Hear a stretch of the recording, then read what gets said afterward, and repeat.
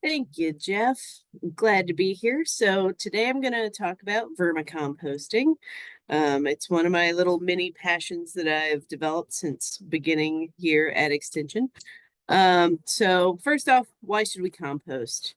Um, Composting is a simple way to add nutrient-rich humus or humus to plants. It can divert as much as 30% of household waste from landfills.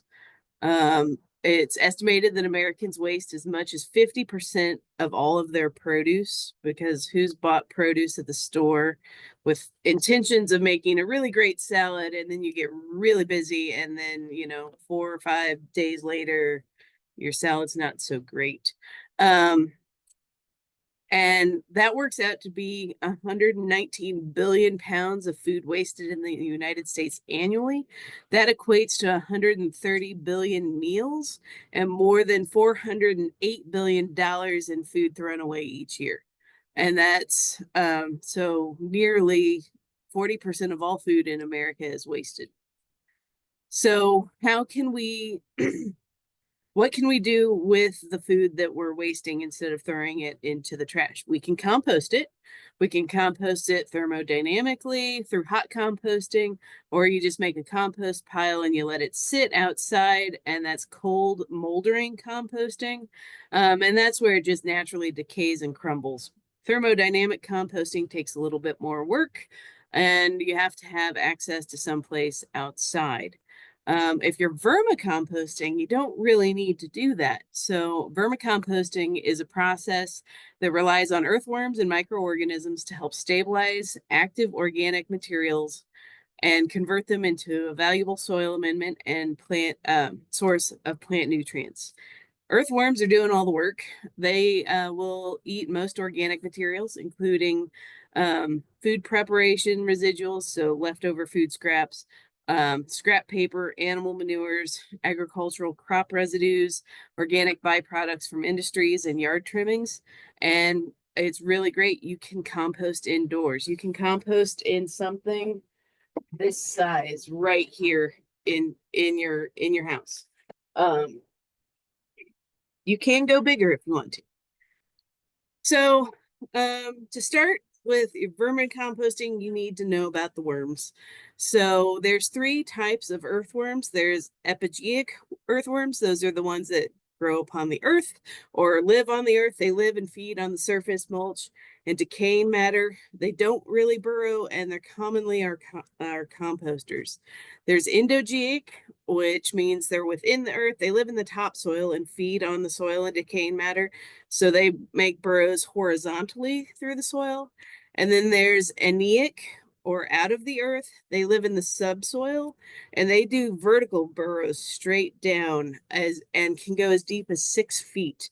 And they feed on fresh surface litter that they drag into their burrow. So they just live in one little burrow and in at night or when it's moist, they go out, pull in leaf litter and pull it down in. And that's typically what your night crawlers are. Um, your deep, as I said, your eniac are your deep burrowing earthworms. They come at night to feed and mate. And they feed on soils and leaves. They're a dark red, and they're often darker towards the head, and they're large in size. These you can find in your yard if you've got a lot of leaf litter, and they pile up in little mounds. And if you pull them out, you'll see that there's a hole underneath. It can also be seen in cornfields really well in the leaf residue. It's just fun to find them, and they just live in that burrow. And what's really great about these worms is if you plant a seed near one, the seed root can just pop out and just go down the burrow, and the earthworm is living in the burrow, excreting in the burrow, and so it's really great to get your roots down deep, and it's a natural fertilizer source. The endogeic are shallow burrowing earthworms. Remember, those are the ones travel horizontally in the burrow in upper soil layers. They rarely come to the surface. They feed on your soil. They're pretty pale in color and they're medium to large in size. And so these are the ones you'll typically find as you're digging up spots in your garden, or digging to plant a tree. You'll normally find those horizontally in the soil profile. Our surface dwelling earthworms they live in the leaf litter. They live in dung and in dead wood. They're usually found on our surface, very rarely in the soil. So that makes them great for composting piles. They're deep red and dark in color, and they're small in size. And they feed on decaying plant matter, such as leaf litter and rotting logs. All right, so here's a pretty good profile of the various types of worms. So here you can see the eniac, or your earthworms that are just staying in. They make little galleries for depositing their cocoons, because that's how worms reproduce. And then you have your epigenic, which are your leaf litter dwellers, and your epi-indigenic, they're so hard, that live in the soil, and they're soil feeders, mineral dwellers, and they don't really come out. But this is just one of my favorite little images of learning about our earthworms. Hey, So there's three Michelle. different types. Yes, sir. Oh, sorry. We did have a question. The endogenic looks a lot like the pictures I've been seeing of jumping worms. How do you tell the difference? To tell the difference, it takes like a comparison and someone better than me. But I do have an image coming up of some of those guys, so I'll hopefully address that at that question. And the jumping worms, they wiggle more than your standard like earthworm, if And that then makes sense. we're getting good questions for you. Do they crossbreed? I don't believe they do. I think they just tend to stay within their things. That's a very good question, and I will need to get back to you, Marty. I don't know. So let me work on that, and I'll get you the answer later. Sorry. All right. So when it comes to vermicomposting, you really want to choose the right worm. And so that's where we want to get the common composting worms. So the red worm, or the red wiggler, as they sometimes are called, they process large amounts of organic material, and they're fast reproducers, and they can tolerate a variety of conditions. Then there's the red tiger worm. I personally haven't seen one of those. Then there's tropical species, the Indian, I believe that's the Indian blue, not the Indiana blue worm. And they're suitable for warmer climates. And then the African nightcrawler. My favorite worm to go with would be one of the temperate species. So they're just a little bit more hardy, and they're um, they're really good eaters of the organic material. So um, then we got to watch out for our invasive worms. So here you can see the Asian jumping worm. It's got that really bright, I believe it's called a clitellum, which is this white band on here. It's really bright compared to some of the others. Like that's just a really up close image. But there's a different way to see it. I should have included a link on where to see them.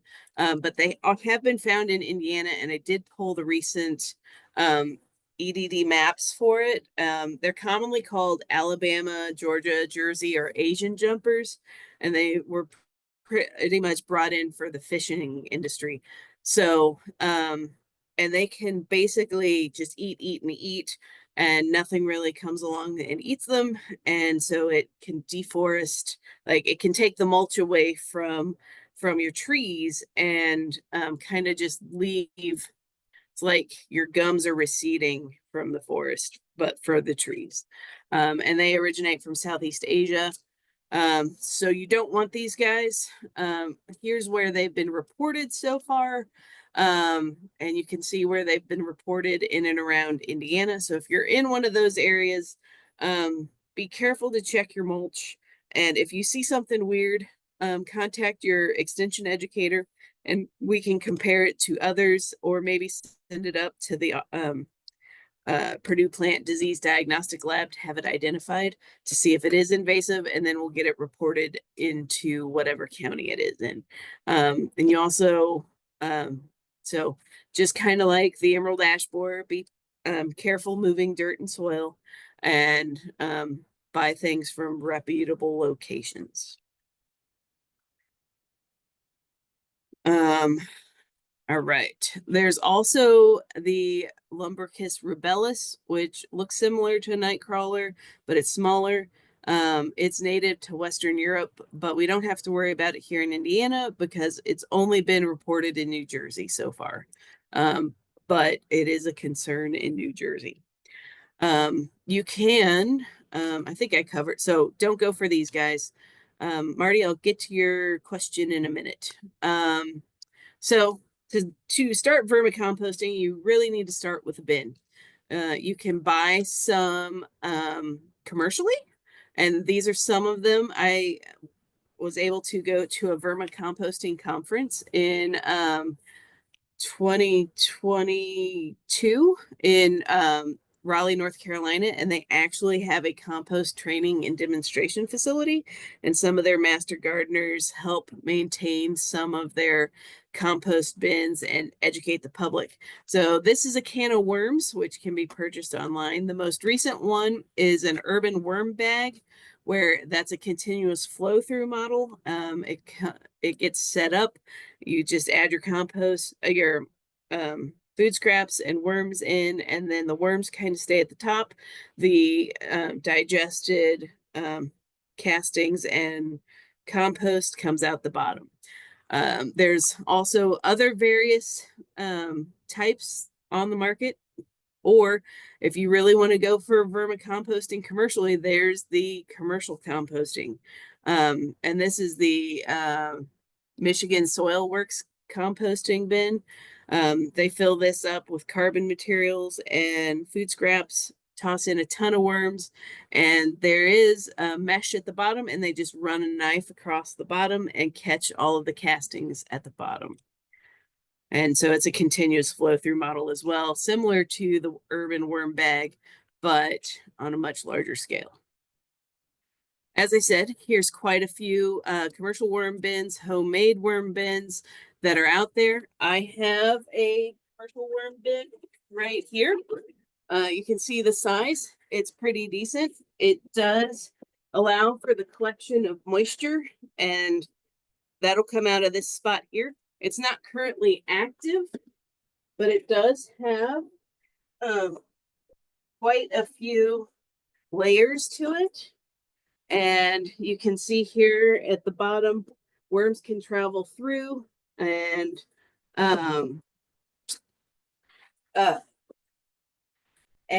back and forth between the things. I have it prepped and ready for worms, but I don't have it I don't have it populated with worms yet. And I just made a nice mess in my office, but that's great. I managed to pick that one up unused off of Facebook Marketplace for 20 bucks. And that was a lot of fun.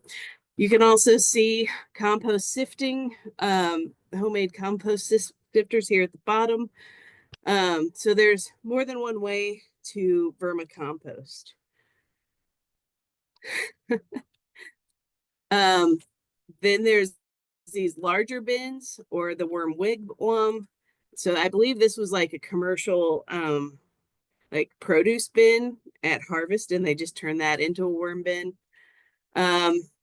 So today I'm going to teach you how to do create an under the sink compost worm bin, and I would make it out of something like this. I got these at Walmart and I like them because worms like nice dark spots, and light can't get into it, and it works really well. So in the images, these are blue ones. So you need 3 totes. You're going to put holes in 2 of them and 1 lid. So if your place is not paying attention to the number of lids to bottoms ratio, that's a great thing, because you can leave the extra lids behind, because what are you going to do with 2 extra lids? I haven't figured it out. So if you go to one where I think actually those I bought at Walmart and did the self-checkout and then left 2 extra lids behind. Um, so what you need for this, you need 3 storage tubs, any size you'd like. My Soil and Water has even done it in 3 5-gallon buckets. You need a drill with 2 drill bits, 5/16 and 1/8. You need worms. You want to use red wigglers, not night crawlers. You can actually get the worms at your local bait shop, or you can actually order worms online by the pound. Um, and they come just in a nice little cloth bag where they can breathe. And it's the weirdest thing I've ordered off the internet so far. But I got like 2 pounds of red wigglers for a class, and we made worm bins, and everyone went home with worm bins and worms, and it was composting all around. You need some soil to add in microbes, and um, and it also helps the earthworms break down the the food materials, and it gives them a little bit of the grit they like. And then newspaper or cardboard, um, no color shredded paper. Um, there's concerns about the color of ink on as bedding, but I have done it with shredded printer paper that was colored and haven't had an issue. Peat moss, hay, straw, or leaves all work as great bedding. And then you'll need water because worms like it nice and moist, and food scraps to feed them. And then you'll need a spacer because if the tubs don't have a space between them, you'll get some worms might drop down and drown in the moisture. So here's an up close. You can see there's 3 bins here. So this bin at the bottom doesn't have any holes in it at all. These 2 bins here will have holes, and the top will have holes. Come on. Don't know why my mouse isn't working.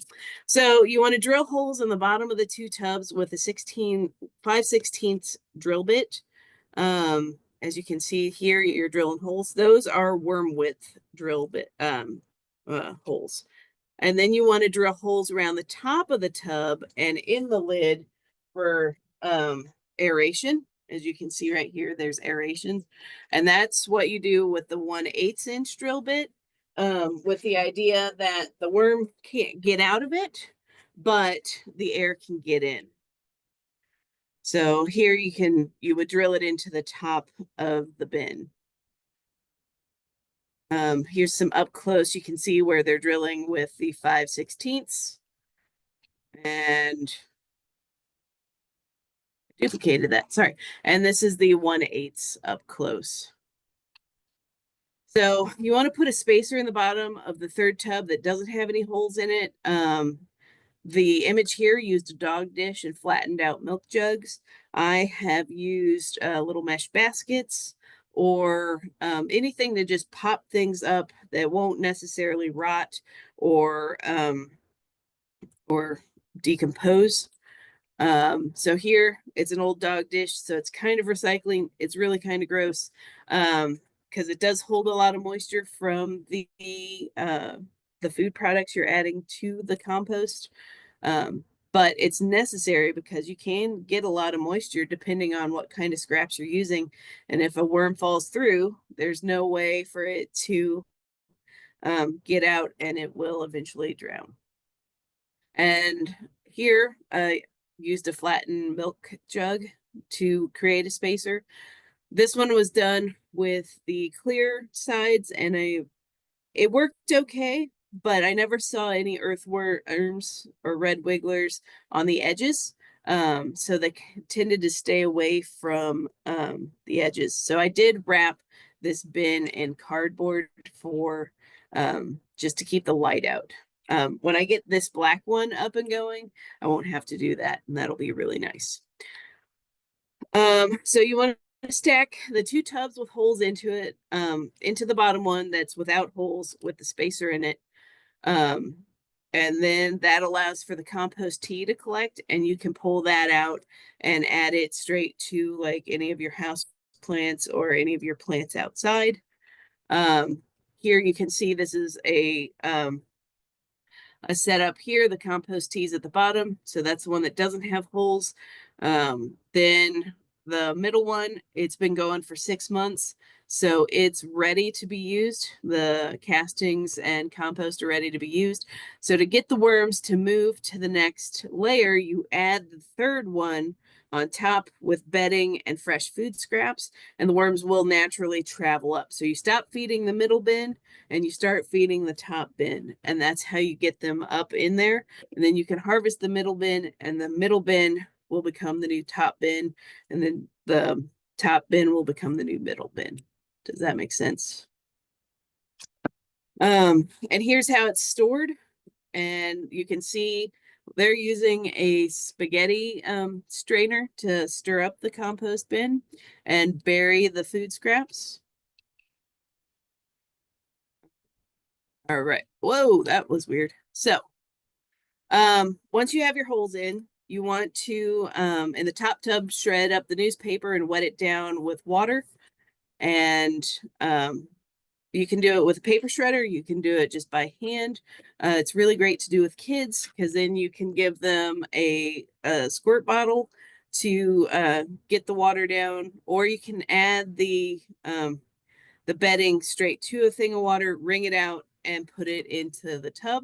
You don't want it dripping, but you do want it there. You want to add moist soil to the layers, add your food scraps, cover it up with a little bit of soil and bedding, and then add your worms.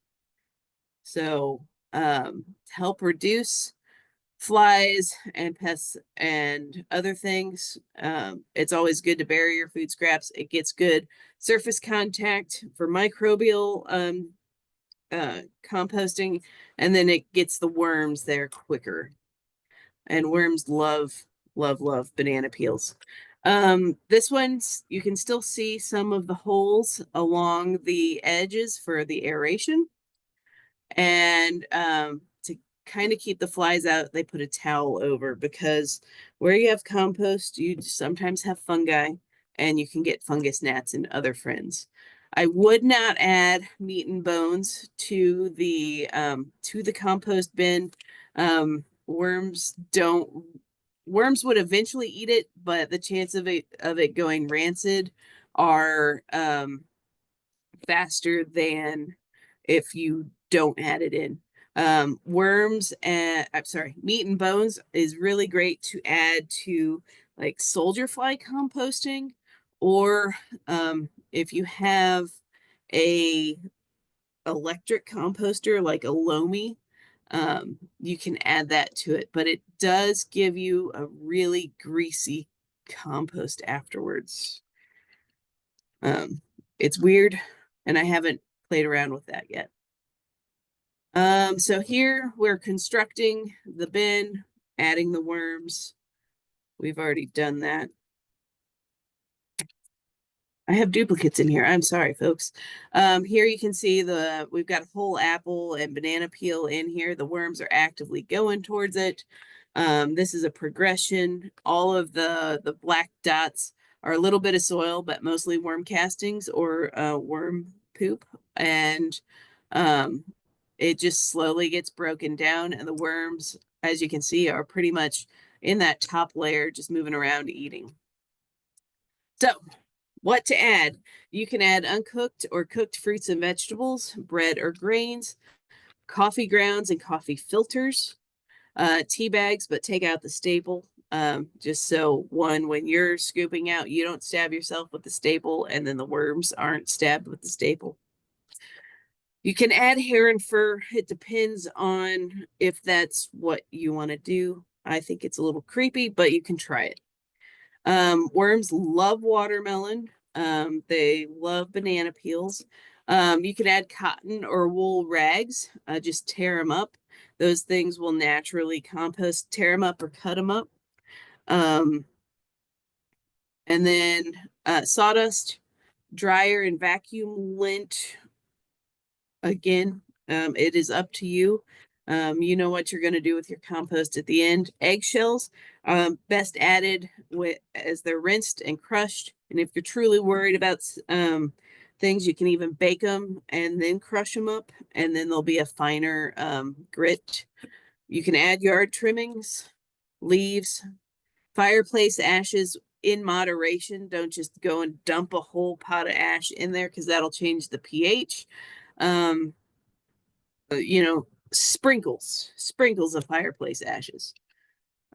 Shredded newspaper and cardboard also work well. We did add So watermelon. yes, yes, watermelon's great. There's actually there's a couple videos out there of how long it takes worms to eat various amounts of, say, someone's did what was it? It's not stop motion, but you see the worms moving and they're eating a pumpkin as it slowly just sinks down into the soil. It's mesmerizing to watch one of those, and a lot of fun. So, what don't you want to add to your compost? Any metals, aluminum, or tin, they just won't break down. Glass obviously won't break down. Dairy products will make it smell really bad and will just create bad smells and bring bad friends. Fats, grease, and oils will make your compost really weird, so I wouldn't add those in. And then meat or seafood scraps will attract friends and also create smells. So you want to kind of keep those out. I would say for ratios of what you want to add, you want it to be at least 2/3 carbon sources, so browns, so like of the bedding, soil, or newspapers, and then like 1/3 um, of the fresh greens, so that would be your food scraps, just to help as you get to feeding, your worm population will increase because they will be breeding in the tub. And so once it gets hopping, it'll get going and actually start producing a lot of compost pretty quick. And then you can adjust your ratios as you see it.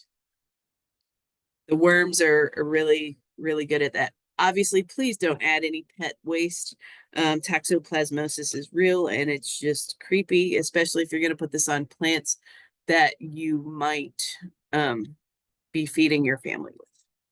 Really great for on houseplants in winter.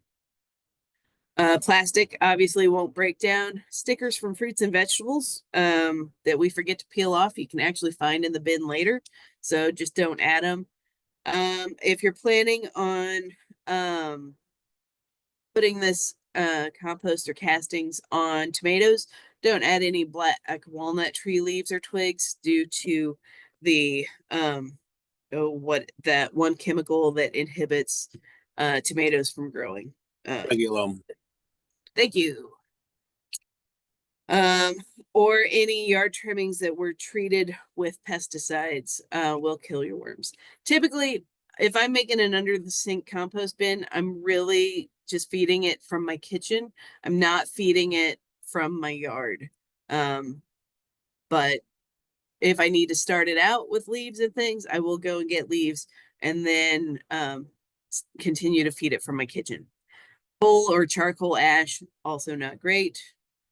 Any treated wood or painted wood, just kind of avoid it. I like the good little visual, so just don't add any of these to it. So once you've got your worms going and your first bin is getting full, don't add any food to that bin for at least 2 weeks, and make sure there's another bin on top. And so in that second bin, after 2 weeks, you put, and that makes the worms really hungry and ready to start moving, looking for other food. You put the new bin on top of that finished bin, ready to go with new bedding and new foods to create the movement. And the worms will actually crawl up through the holes you drilled and will move up to the new bin in the next 2 to 3 weeks.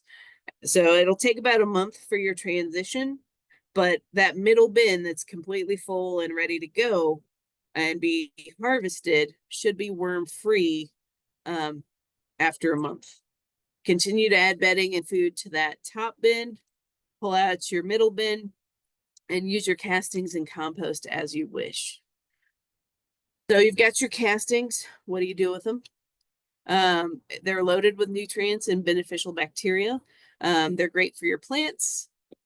You can side dress or top dress plants with the castings, or dig a small trench and place it around the drip line of the plant. You can gently mix the castings into soil. They're really good during growth spurts, flowering, or fruiting times, just as a supplemental fertilizer source. They can be added directly to a seeding row in the garden without the risk of a nitrogen burn. You can use it in starter pots by mixing 25 to 33% compost with your soil mix. So your sterile planting starting mix in about a third of your compost in with it, and then pot as usual.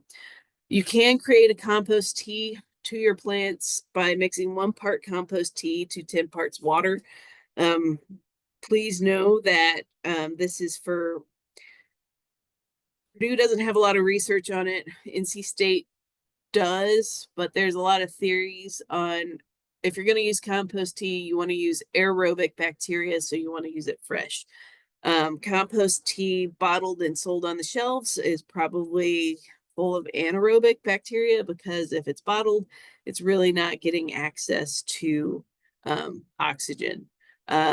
So you can create compost tea by taking 1 part of your finished compost, putting it in a bag, and letting it bubble and go to 10 parts water. So yeah, you could do 1 cup of compost and then 10 cups of water and create that tea, and then just apply it as water to your plants. So say you've got some issues. What if it smells? You want to reduce the amount of foods that you're adding to the bin and increase your browns. You can also cut the smaller items, the larger items into smaller pieces, creating a larger surface area, allowing the worms to get to them quicker. Bury that material under a layer of bedding in the bin. And if it's too wet, so you reach in and you squeeze and it's dripping water, you want to add in dry leaves, paper, or cardboard. Also, to help reduce the smell, you can actually freeze the items you're adding to the bin before you actually add it. So that'll help break up the cellular tissue, and then it'll kill any sort of eggs that might be on it from insects and help reduce that as well. Mix it up, incorporate air. A wet, unaerated compost can create promote microbes that create a bad smell and give off like that sulfur based smell. If it's too wet, as I said, add your dry bedding and as shredded paper. Check your drains to make sure they're draining and open, or check your bottom bin to make sure it's not chock full of compost tea that you need to pour out. Check to make sure your air flows open. Reduce the amount of high moisture food you're adding. So don't add a lot of fruits. Go for the harder vegetables that won't have as much water content to it for a couple of days. Mix it to aerate it. If it's too dry, it'll stop decomposing or composting, and it'll make the worms a little unhappy. So you want to add, you can actually spray it down with just, a spray bottle like this, or a squeeze bottle of water, spray it down, get it moist, add materials with your high water content, add some water, mix it to spread out that moisture, and then just keep it well mixed. The worms will do a lot of mixing for you. So say you've got fruit flies and fungus gnats. You want to bury the material several inches down into the compost to help reduce them. freezing your materials before. You can even wrap the materials that are strong attractants in newspaper, like just completely take a piece of paper and surround that piece of apple that you're putting in. The worms will eat through the newspaper and then get to the apple, and that'll reduce your gnats and fruit flies. Fruit flies might be an indication that your compost is too wet. Stir it, keep it aerated, and then make yourself a fruit fly or gnat trap and to help trap them so the adults can't come and lay more eggs in your compost bin. And you can do a banana peel in a plastic bag or apple cider vinegar with a couple drops of Dawn dish soap.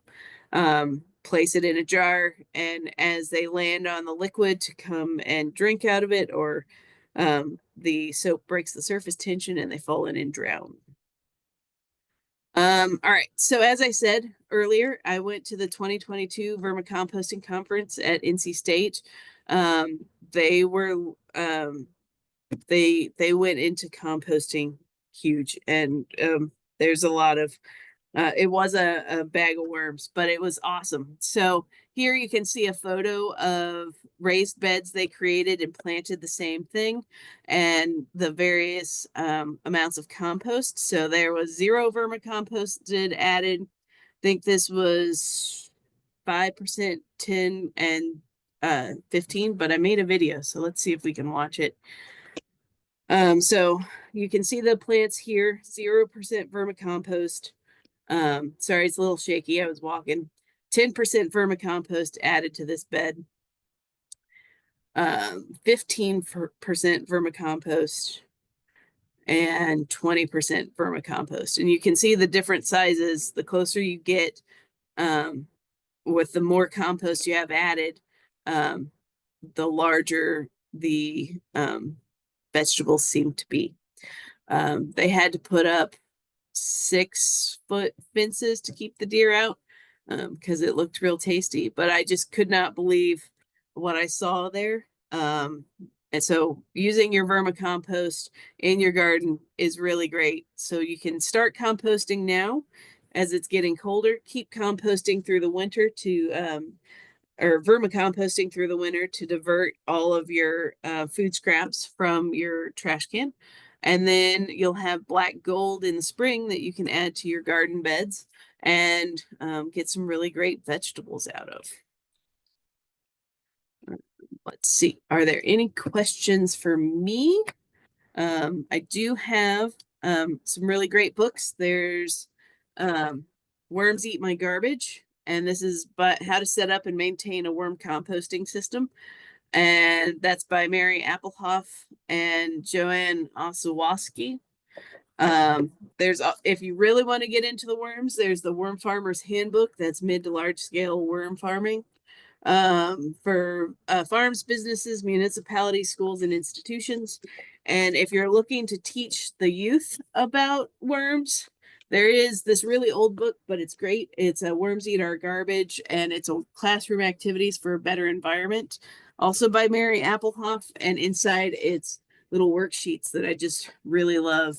And it helps break out like the parts of a worm and makes things just a lot of fun. Let's see. You can, you can, I bought my worms online from, I met quite a few worm people. There's actually some vermicomposter or worm providers here in Indiana. So you can look up Indiana worm growers or Indiana vermicomposting. There are Mimi's earthworms. I am blanking on the one that I purchased from when I first set up my compost bins. I probably have it in my email somewhere, but just Google Red Wigglers worm composting worms, and you can order worms off the internet. I it could be considered organic, but well, it'd be an organic habit. It's not necessarily organic because unless you know exactly what you're putting into your bin. So you can say it's an organic practice. How does that sound? Does that make sense, Jeff? Yes, thank you. And yeah, go if you guys have more questions, feel free to throw them in the chat box. We've got some time here, so I did throw up our post-program survey. So if you could fill that out as we do questions. Looks like Matthias just did one. What drew you to the topic of vermicomposting? Well, I currently live in an apartment that has no balcony and no backyard. So I had a lot of food scraps and I have a lot of house plants. So I wanted to do something a little bit better. Plus worms are cool and I also like to go fishing. So you can harvest some of your earthworms and go fishing later. So it's a 2-for-1 kind of situation. So but you know, worms are fun and and it's easy and I can keep a worm bin in my office and no one knows it's there. So, and that's really kind of cool. So I need to get that one up and going.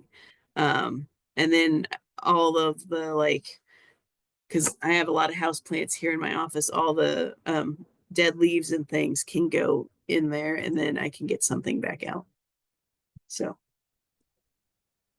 So you and I talk about our houseplants a lot, and I'm wondering if you've noticed a difference from using the compost and the compost tea versus before when you did that on your houseplant.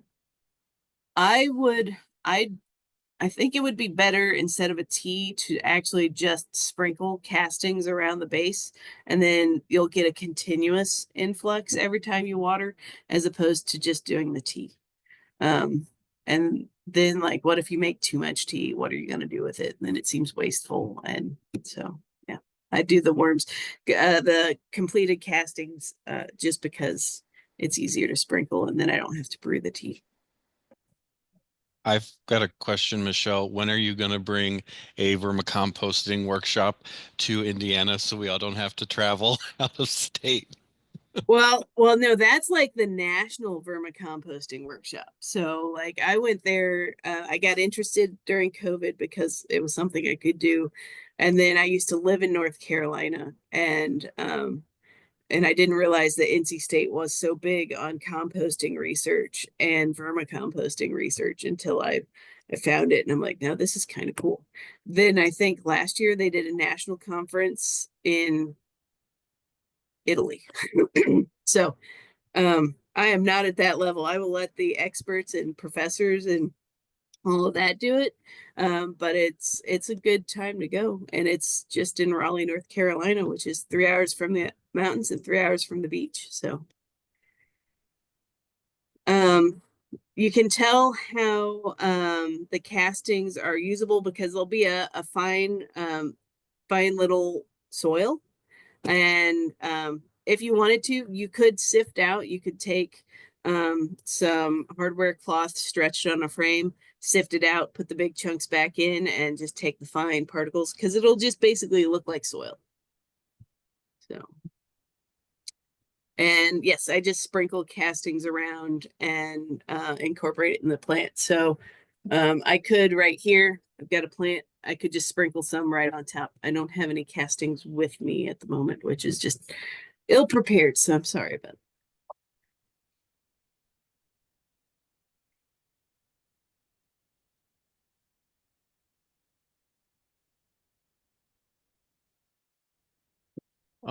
Again, we've got some time for questions.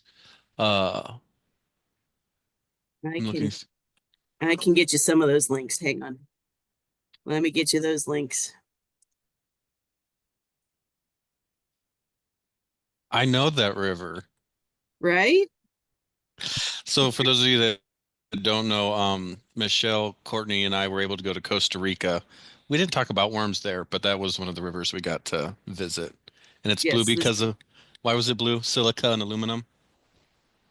Yeah, there were two rivers that were high in two different minerals that merged together to create it blue, to make it blue.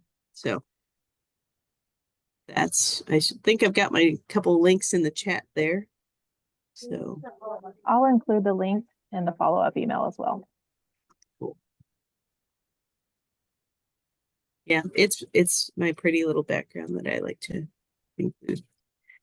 And I'll pop these back up on the screen. Is there, let's see. And I can make sure the PowerPoint is available. If the worms all die, you can dump it all out and bury it in the backyard because there's probably a little bit of smell to it, and then just start all over. I have in a pinch gone to my local bait shop and gotten red wigglers, but I prefer the guys that are selling online because you know you're getting fresh worms as opposed to worms that have sat in a fridge for quite some time. So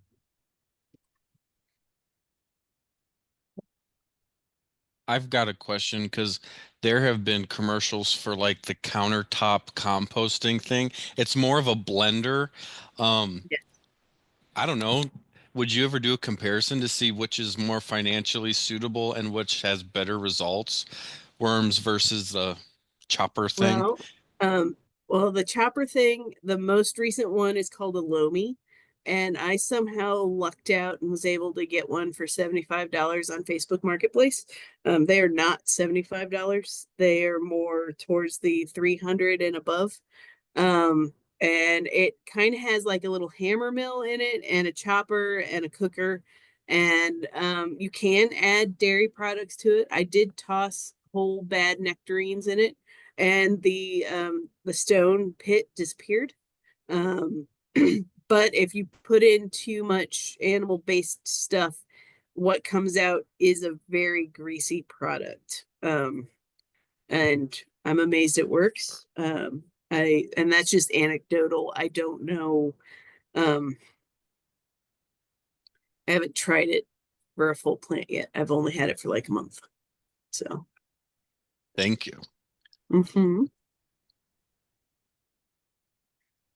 You can add red worms to an outdoor compost pile. You just want to make sure that they are actual red worms and not like an invasive worm. And worms will naturally gravitate towards your compost pile if it is connected to the soil, because they will naturally start to appear there, especially if you're keeping it turned and well fed. But do know that if the food starts disappearing from the compost pile, the worms will go away too. And there is actually, fun fact, absolutely no native earthworms to Indiana, because the glaciers killed them all. So, yeah.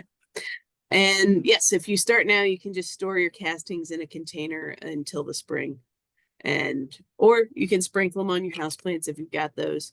You can sprinkle them on your compost too. You can put them wherever you want. I just envision a little fairy sprinkle. So,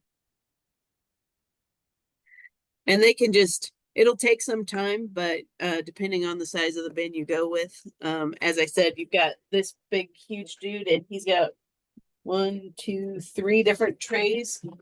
It's literally that big, which it just sits on the extra desk in my office. It's not active, but it's ready for worms. But I really want to get this one up because this one's more portable, and I can strap it down and get things going because I've got 3 layers here, and I'm going to use this as a spacer to keep the worms out of the liquid, and it'll slowly fill up to go like this, but I haven't set that one up yet. I bought it with the intention of doing an educational program with my drill bits and things. I just haven't gotten that done yet. You can keep it in an insulated garage in the winter. You can keep it under the sink if you can put it there. Just someplace out of the way but easy to access, so you're more likely to add those food scraps to your compost. And do it that way. Does that answer your question, Debbie? All right.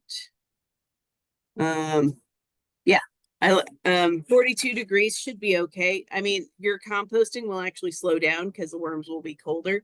Um, but it could still be done. Or you could just move them a little bit closer to, inside.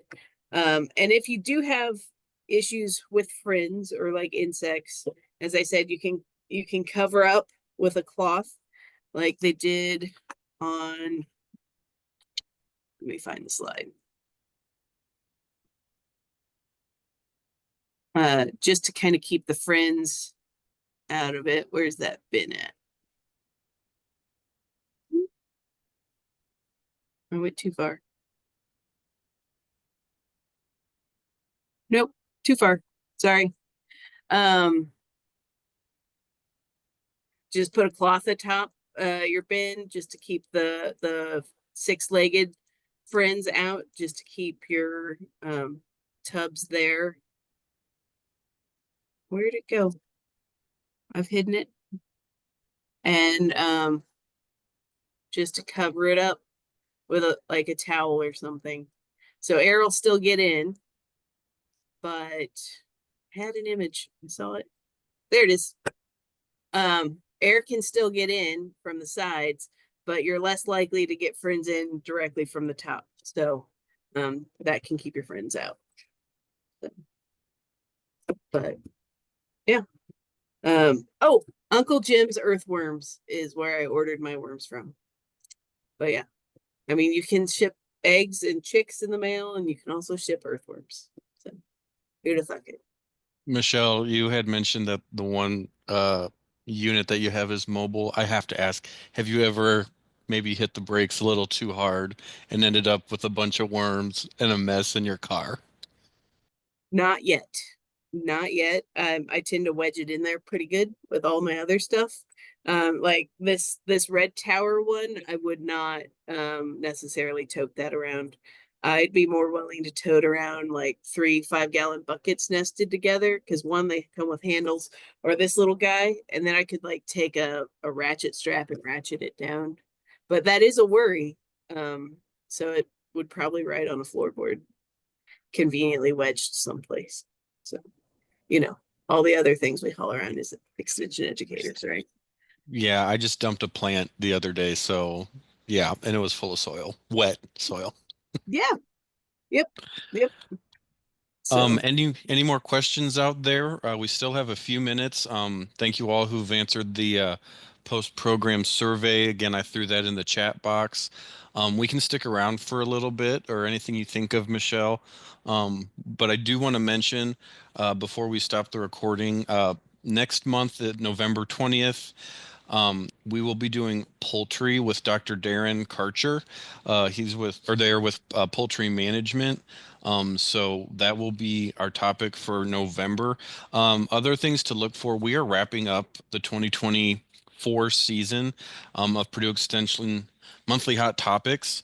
We are in the works for 2025 Extension Hot Topics. So be on the lookout. We'll probably get that flyer put together in December. Our hope is that everyone who joins us for our December 18th, which is forest management and prescribed burns, that we'd have that link available. We'll probably do registration a little bit differently, but it's going to be similar setup. And I believe we made a decision. So originally we had this on Thursday from noon to 1. I think we're going to move back to Thursdays next year. But we'll get that information to you folks. I'm going to go ahead and stop the recording. Feel free to stick around. And we have Michele's information up there. And thanks everybody for coming. thanks.